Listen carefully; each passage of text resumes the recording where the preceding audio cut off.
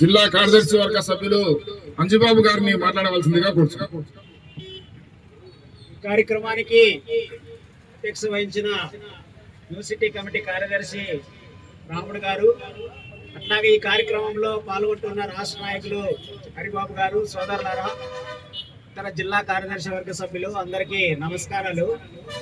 మనం ఈ కార్యక్రమాన్ని ఎందుకోసం నిర్వహిస్తున్నామనే విషయాన్ని చెప్పడం జరిగింది. అట్లాగే మన రాష్ట్ర నాయకులు మన పార్టీ యొక్క విశిష్టత ఏమి అనే విషయాన్ని కూడా చెప్పడం జరిగింది. అట్లాగే ఈరోజు ప్రారంభమవుతున్నటువంటి ఆల్ ఇండియా మహాసభలు గత 6వ తేదీ వరకు జరిగేటువంటి మహాసభల్లో తీసుకునేటువంటి నిర్ణయాల్ని మనం భవిష్యత్తులో ఏ రకంగా అమలు చేయాలనేటువంటి విషయాలు కూడా చెప్పడం జరిగింది. మనకి ఈ రోజు జరుగుతున్నటువంటి మహాసభ చాలా కీలకమైంది. భారతదేశంలో ఇప్పుడున్నటువంటి పరిస్థితిని క్షుణ్ణంగా చర్చించి ప్రజలకు అవసరమైనటువంటి విధానాలు ఏ రకంగా ఉన్నాయి, అట్లాగే ఏ రకంగా మన పోరాటాలు ఉండాలనేటువంటి విషయాలు ఈరోజు అక్కడ నిర్ణయం చేయబడడం అనేటువంటిది జరుగుతుంది.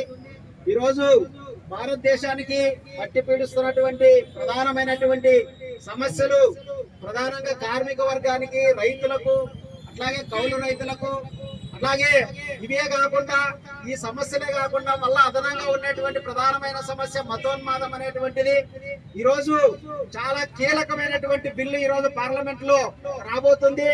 అది మైనార్టీలని, భారతదేశంలో ఉండేటువంటి మైనార్టీల మనోభావాల్ని దెబ్బతీసేటువంటి వక్ఫ్ బోర్డుకు సంబంధించినటువంటి ఆస్తుల్ని ఆ రకంగా ప్రభుత్వం కాజేసి చేసేటువంటి ఒక ప్రయత్నము ఈరోజు జరుగుతున్నటువంటి పరిస్థితి ఉంది.